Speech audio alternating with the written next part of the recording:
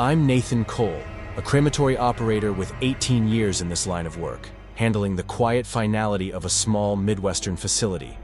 The job is methodical: check IDs, log paperwork, monitor the retort.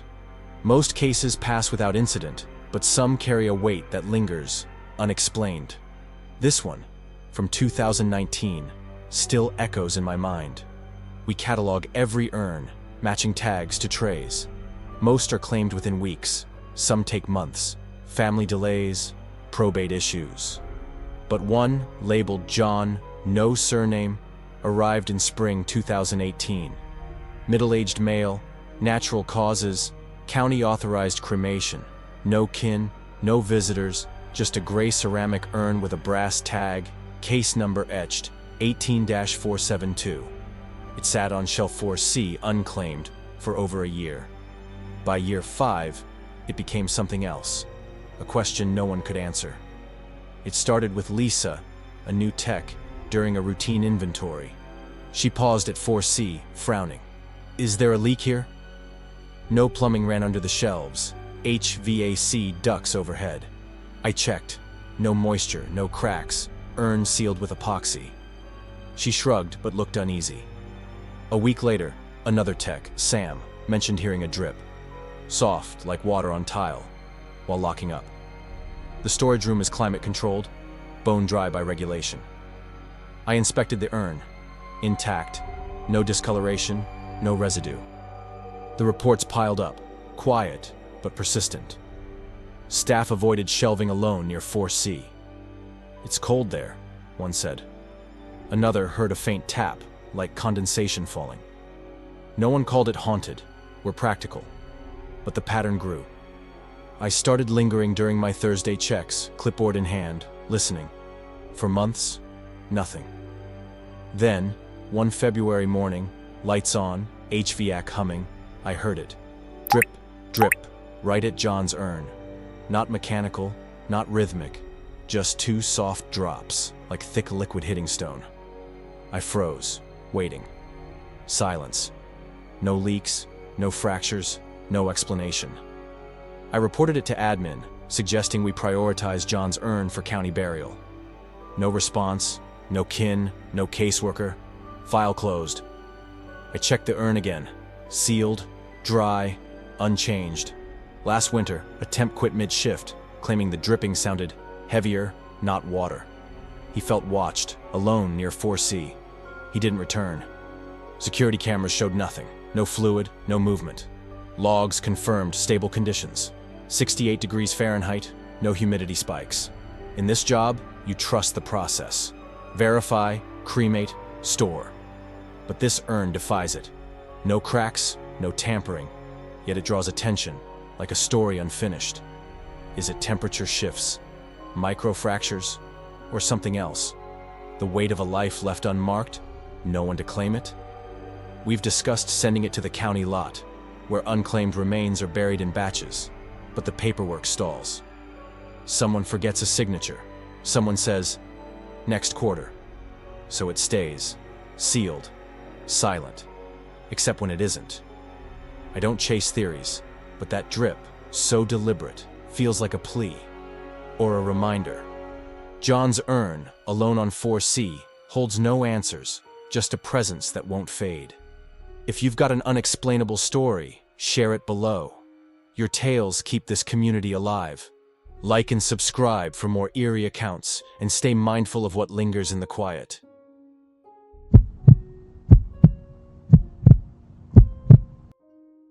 I'm Laura Bennett, a crematory operator with 20 years in a small Midwestern facility. This work is precise. ID checks, temperature logs, chain of custody. The silence here isn't eerie. It's final. A place where last wishes are sealed in envelopes and reduced to urns. Most shifts hum along, but some moments linger, defying reason. This one, from 2020, still resonates. The furnace room sits behind 2 heavy doors, insulated for heat and sound. Cremation demands focus. 1800 degrees Fahrenheit, timed ventilation, ash filtration. It's not a place for stray thoughts. But 3 winters ago, during a cold snap, something shifted. Our night tech, Alex, came off a 2 a.m. shift, pale, saying he heard voices in the furnace room, muffled, like a hushed phone call behind a wall. We teased him about late-night fatigue, maybe a radio left on. But then Sarah, another tech, heard it days later, early morning. Like a conversation, just out of reach, she said, no words clear, just cadence. It stopped when she opened the door. I brushed it off, pipes contract in cold metal echoes. But then I heard it, mid-shift, processing remains. The retort was off, cooling, the room still. A low murmur, steady, like 2 people speaking softly beyond the steel chamber. Not menacing, not pleading, just there. I cracked the door. Silence, sharp and absolute. Only the hum of the exit sign and a faint fan tick. Our facility is modern. No Gothic history, no buried secrets. We cremate humans and pets, log everything digitally, maintain strict protocols. Yet the sound returned, always when the furnace was idle, never during a burn. We checked everything, vents, sensors, audio systems. No interference, no signals, no recordings caught it. Microphones picked up only ambient hum. I tested it myself one night, alone, leaving the furnace door ajar, red ready light glowing. At 3:15 a.m., it started again. A rhythmic murmur, like a memory just out of reach, not meant for me but present. I stepped to the door, slow, deliberate. It stopped, leaving only the quiet weight of the room. The team stopped joking about it. No one called it supernatural, we're practical. But it became a silent agreement. You hear it, you pause, you move on. It happens sporadically, always at night, always alone. A new hire quit after a week, saying the voices felt personal, like they knew her name. I didn't press. This job reveals what people can carry. I started to wonder if it was grief's echo. Unspoken words from hospital beds, final thoughts left hanging.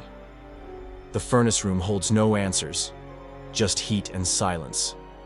Our logs showed no anomalies, no tragic history tied to the building. Yet the murmuring persists, faint, like a conversation that never finished. I don't fear it, but I respect it. It's not about ghosts. It's about what lingers when life stops. Moments too heavy to burn away. This work teaches you to trust the process, but some things slip through. That sound, so human, so elusive, feels like a reminder. Not everyone leaves completely. If you've got a story that haunts you, share it below. Your tales keep this community alive. Like and subscribe for more unsettling accounts, and stay open to what speaks in the quiet.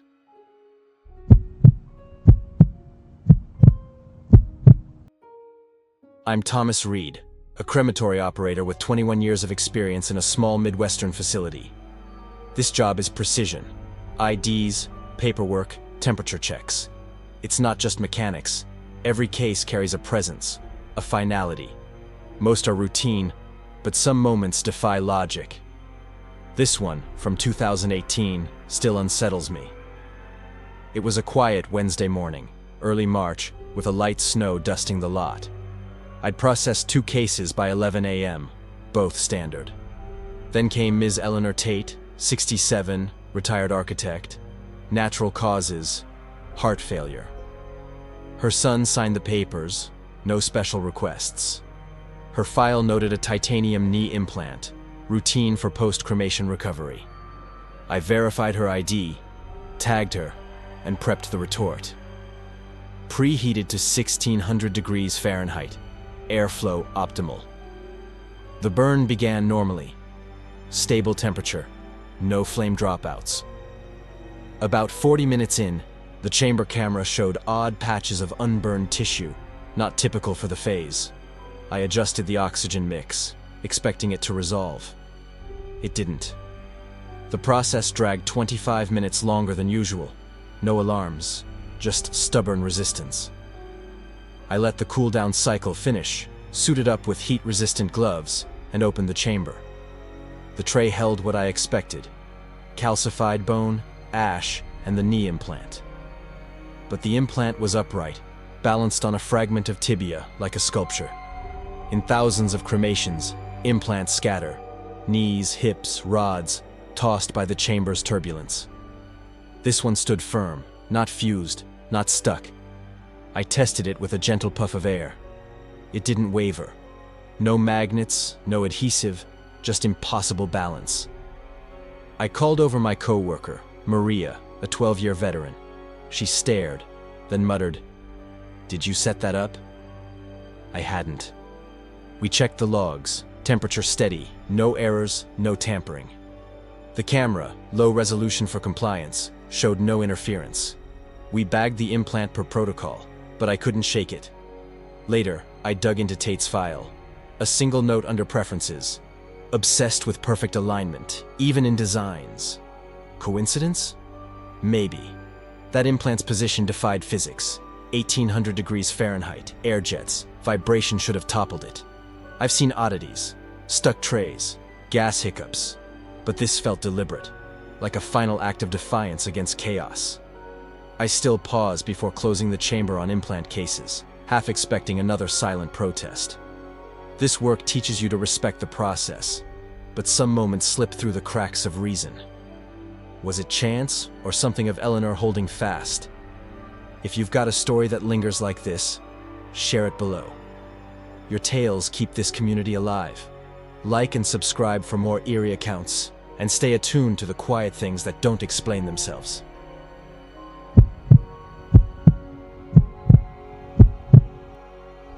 I'm Evelyn Harper, a crematory operator with 19 years in this quiet, methodical work.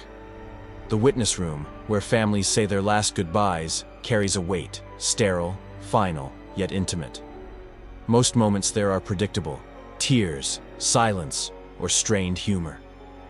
But some linger, defying explanation. This one, from 2017, still haunts me. It was a crisp November afternoon, the air sharp with frost. A small family came to witness, Clara and her sister Jane, for their mother, Ellen, 68, who died suddenly of a heart attack.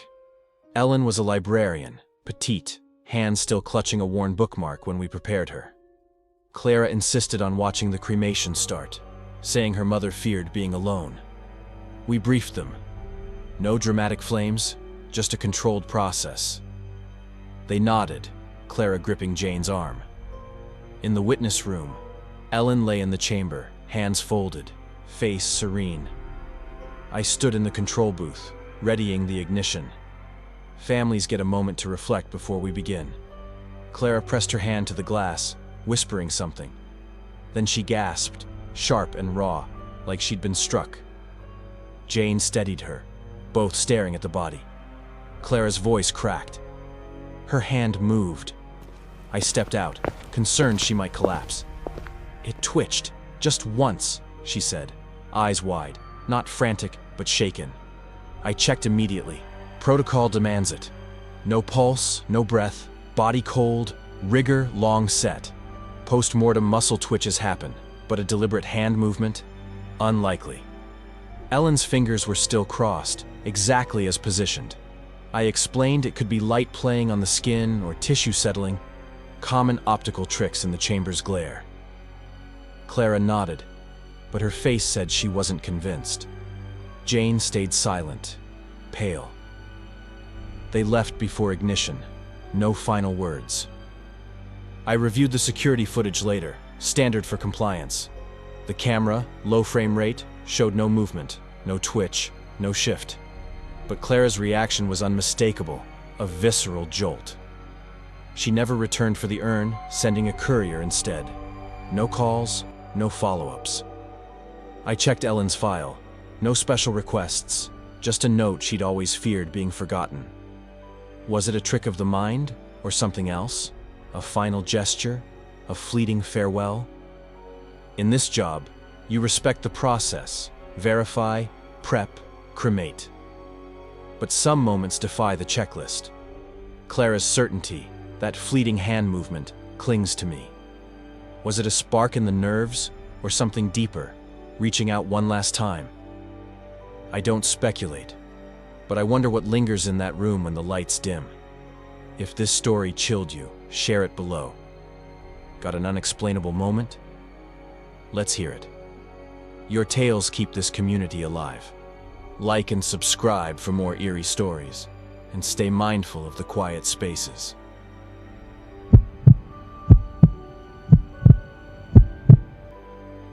I'm Rachel Holt, a crematory operator with 22 years at a small Midwestern facility. This job is a rhythm of precision: ID verification, temperature checks, ash processing. The prep room, sterile and fluorescent lit, is where finality settles, where families leave their last words. Most cases are routine, but some carry a presence that defies logic. This one, from 2021, still follows me. Our prep space is clinical: stainless steel tables, a single camera mounted high for chain of custody logs. It's not for show. Policy demands it. Late shifts are quiet, often solo, and I've always found the silence honest. But one April night, working alone, something shifted. I'd prepped a case: male, mid-50s, cardiac arrest, routine. I logged the ID, adjusted the drape, and moved him to holding at 10:47 p.m. Badge scans confirmed I was alone, doors locked, motion sensors silent. The next morning, my supervisor, Karen, called me to her office. No explanation, just a monitor turned toward me. She played the overnight feed, time-stamped 10:50 p.m. There I was, gloved, crossing the prep room, pausing to adjust the drape. My shadow stretched across the tile, sharp under the lights. Then, a second shadow appeared, trailing me by a heartbeat. It matched my height, my shape, bending where I bent, but delayed, like an echo. When I turned, it lingered, head tilting slightly. Unlike me.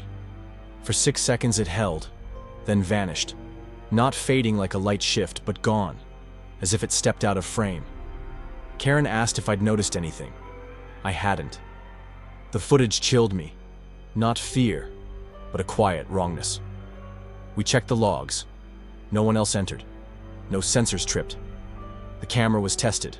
No glitches, no lens flares, no wiring issues. Lighting was stable. No secondary sources. Yet there it was, a shadow with no body, mimicking me near the prep table. It wasn't a one-off. Over the next month it appeared twice more, always on late shifts, always near that table. Different staff, same pattern. A second shadow, slightly out of sync, trailing for a few seconds before dissolving. We called it the follower, half joking, but no one laughed long. A tech quit after seeing it live, not on tape, claiming it felt like someone watching, close but untouchable. I reviewed every frame. Nothing explained it. No reflections, no equipment shadows, just a presence that didn't belong.